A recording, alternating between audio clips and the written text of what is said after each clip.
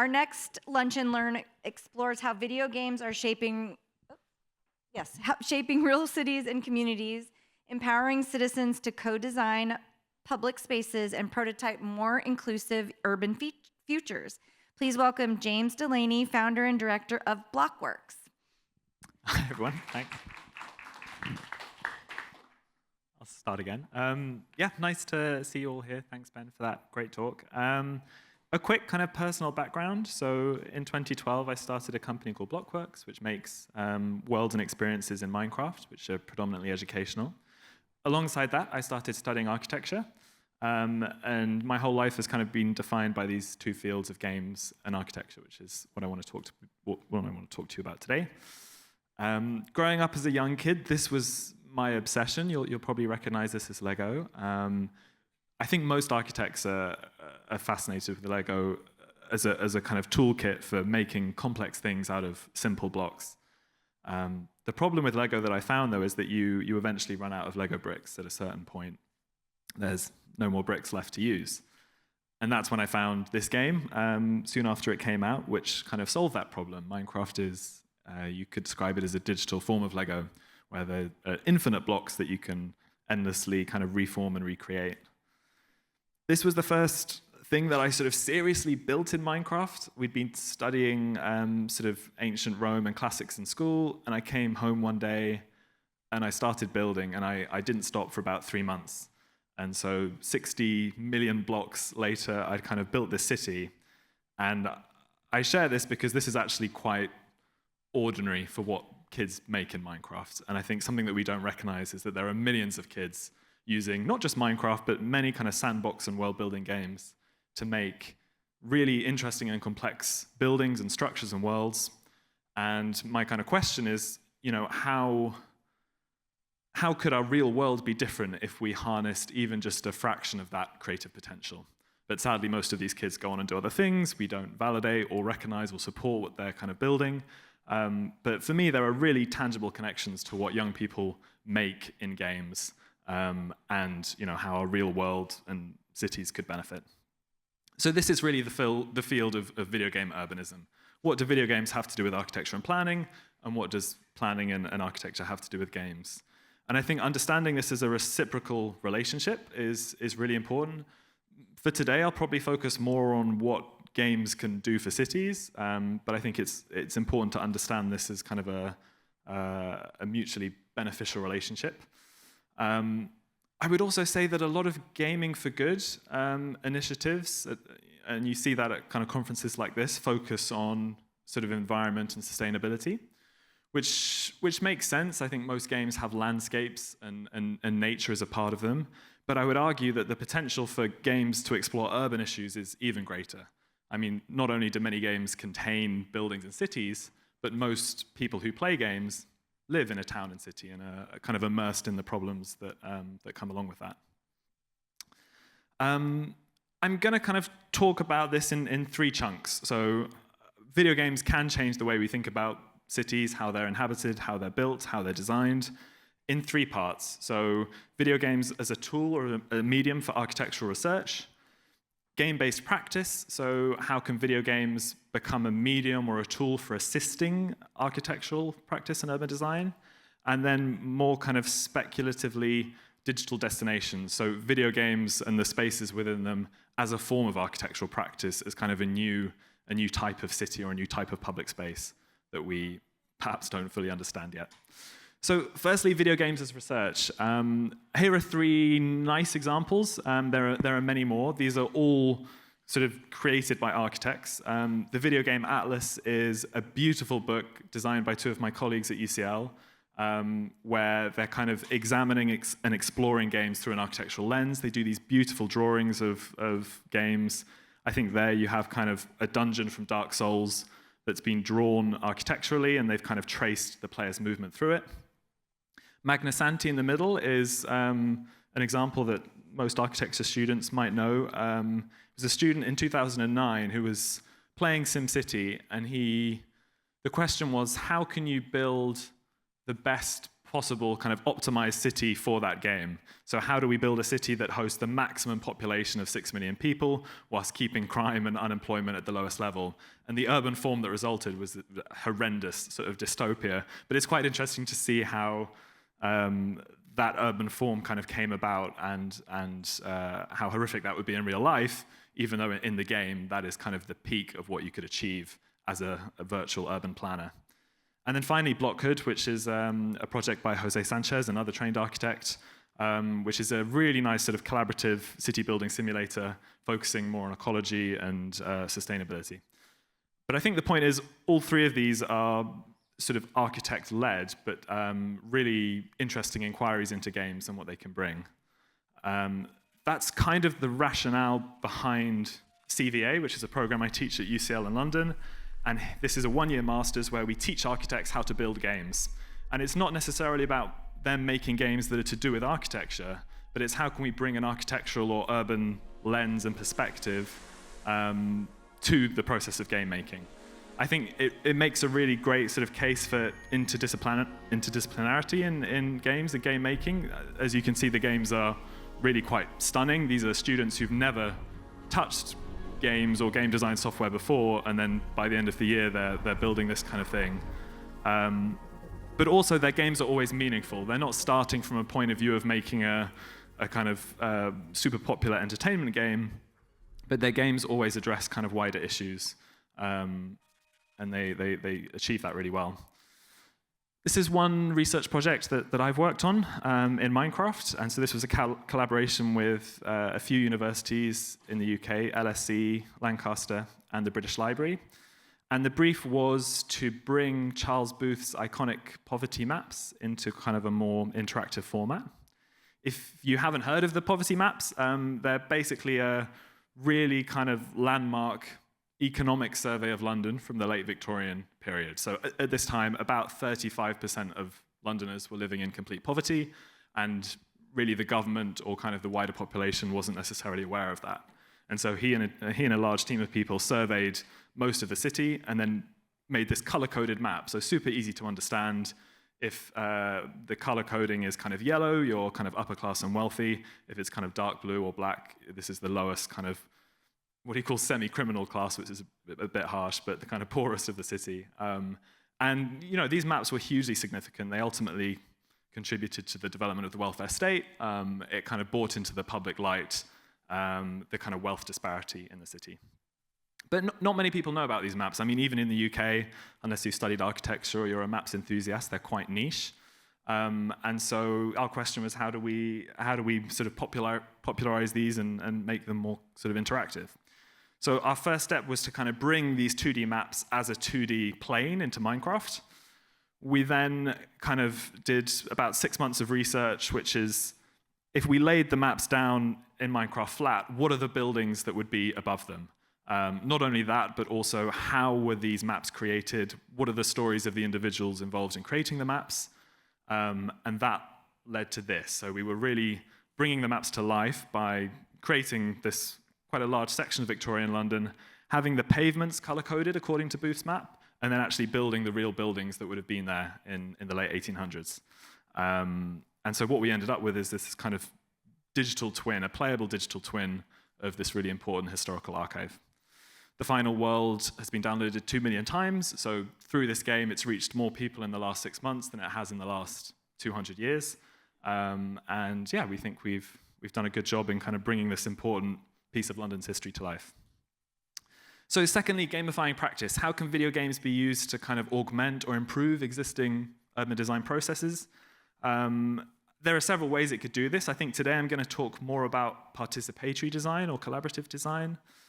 I think most people, when they think about games and cities, would go to SimCity or City Skylines.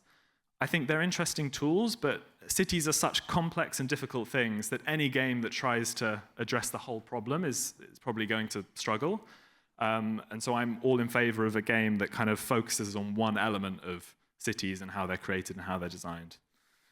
And so that leads me to Block by Block, which is a non-profit that I've chaired for the last 6 years. It's essentially a partnership between UN Habitat and Mojang, the makers of Minecraft. And the idea is to empower communities to imagine the cities that they live in. For us, Minecraft is a tool, not a game. It's really understanding it as a basic 3D sketching tool. So when we use Minecraft, we're not kind of engaging with zombies or trying to farm. It's purely as a design tool that is super sort of quick and accessible and easy to use. Our first project was in 2012 in Nairobi, which is where UN Habitat are headquartered.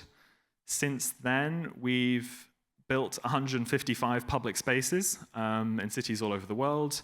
About 2.5 million people, 2.7 million people live within a 5-minute walk of a public space that was designed in Minecraft and then built in the real world.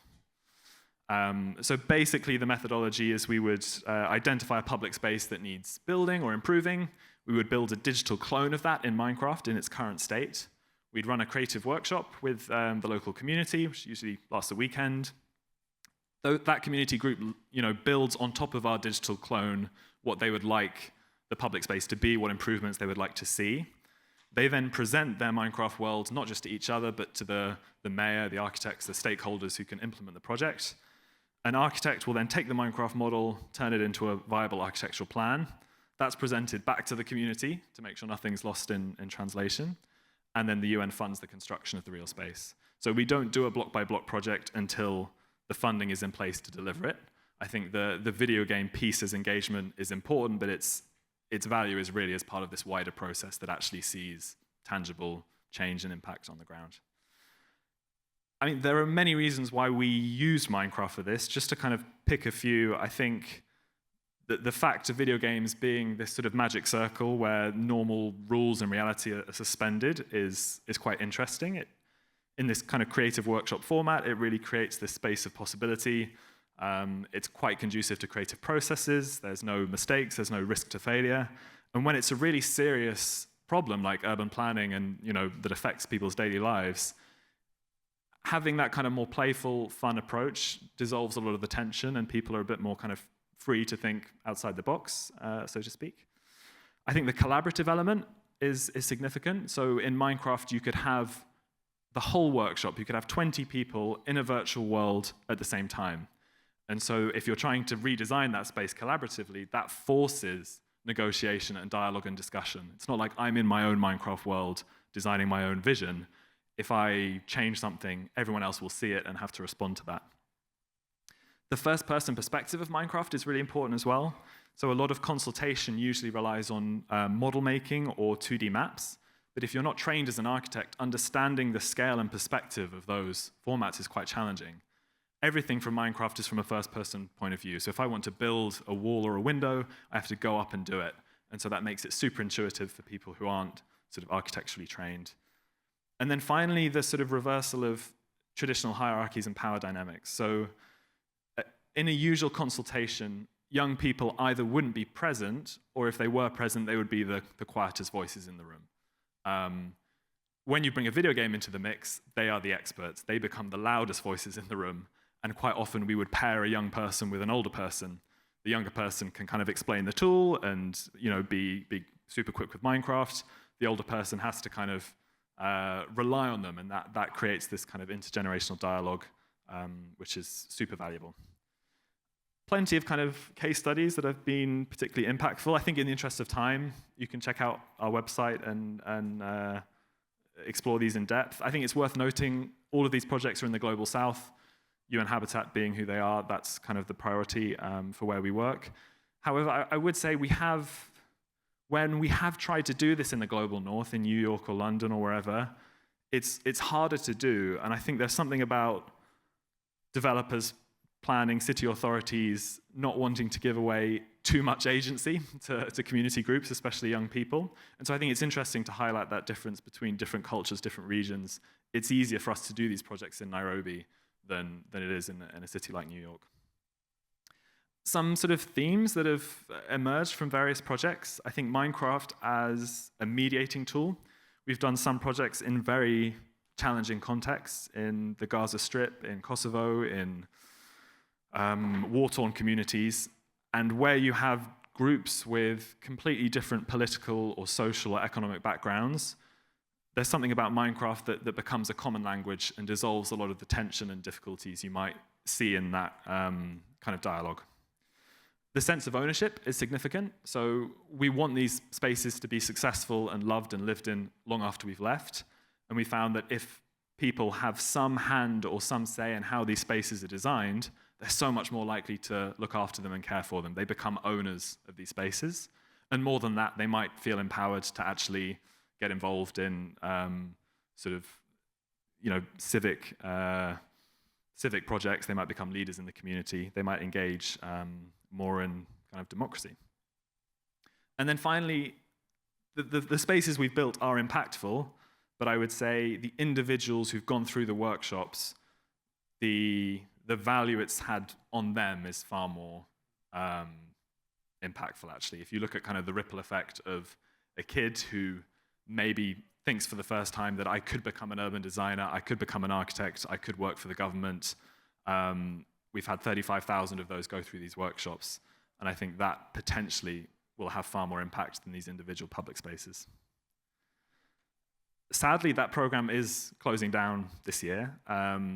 We are setting up a new lab at UN Habitat called Games for Urban Futures, which will keep the Minecraft work going, but also look at other games. How can games in general kind of be used for some of these sort of urban issues? The idea is to really create a center of excellence within the UN, a team who understand games and how they can be used. We're looking for partners, so if anyone here is interested in this kind of thing, please do reach out. The final sort of aspect of my talk is digital destinations, which is a bit more sort of speculative, but could architects and urban planners be involved in the design of virtual worlds? And can we consider those virtual worlds to be architecture and a sort of new form of public realm, public space? The example I want to use is a project we did 6 years ago now for Reporters Without Borders, which is a non-profit that fights for the freedom of the press. The brief for the project was to address the fact that millions of young people grow up without access to free press. And so we wanted to use video games to find a way to bypass press censorship in certain countries. The solution was to build a huge virtual library in Minecraft and fill it with illegal censored journalism. So if I'm a Minecraft player in Saudi Arabia, there's no way for me to access the writings of Jamal Khashoggi. It's banned online, books are banned, but I can still play Minecraft, and I can go into this library and I can read it there. So it's a kind of loophole for government censorship. It's kind of organized as a standard library. There's a big dome that you walk into, which has press freedom rankings from the World Press Freedom Index of every country. And then there are these sort of library wings which shine a spotlight, let's say, on some of the worst offenders of press censorship. We added this one last year for various reasons. I think the Trump administration has a different form of censorship, which is this more kind of legalistic repression of free journalism. But it's a library that we keep adding to. We're adding new countries to all the time. I think there's something like 25 books in the US wing, which are predominantly government sources, government reports on climate change that have been scrubbed and removed, things like that. It was paired with quite a successful social media campaign. I mean, I think for every kid who plays Minecraft, at least 2 kids watch videos of it. So looking at the potential of games to kind of reach audiences beyond the gamer or beyond the platform itself is significant. And yeah, I think again, the collaborative nature of it. This is a live server that up to 200 people can be in at any one time, and seeing some of the discussions between users from Taiwan and Hong Kong and the US and comparing their own personal experiences of press censorship was very fulfilling. What we also started to see was a group of moderators emerge entirely voluntarily. We actually only had the funds to moderate and maintain this library for 6 months. And it's been going for 6 years now because we noticed the same people kept coming back day after day, helping people out, answering questions. And so kind of the power of the Minecraft community was enough to keep this going. It's been hugely popular. I think there's been over 1 million visits. 4,500 articles have been read in the library every single day for the last 5 years. And yeah, it's nice to see a project, not just in any game platform, but Minecraft specifically, that is knocking on the door of kind of deeper political questions. It's quite rare for these sort of major AAA platforms to engage with this kind of political debate. It's worth saying this project wasn't sanctioned or approved by Mojang. It's pretty much against most of their sort of terms of use, but they let it survive because I think it would be quite difficult for them to remove a project on censorship. That was all a slight detour. I think the architectural sort of background of the library is quite interesting.